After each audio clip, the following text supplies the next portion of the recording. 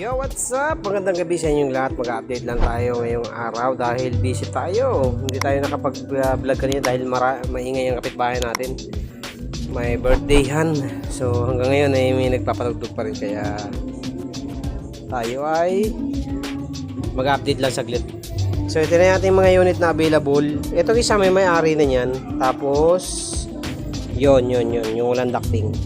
So itong tatlo ang wala.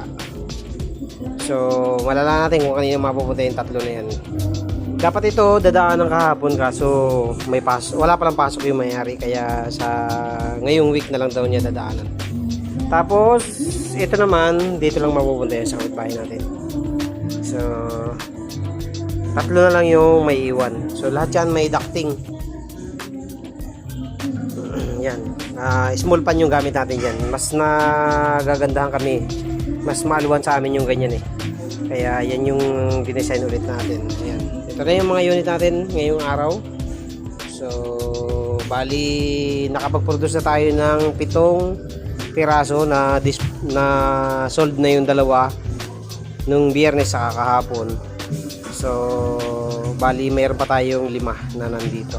Tapos mayroon pa tayong 2 na nandyan na hindi natin kinlining kanina kasi kakapusin tayo sa oras. Kailangan natin maka-output, kaya 4 lang muna yung kinlining ko para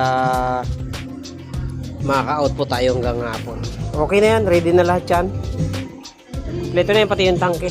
Ayan yung mga tangke. So pinturado na yan lahat, malinis na.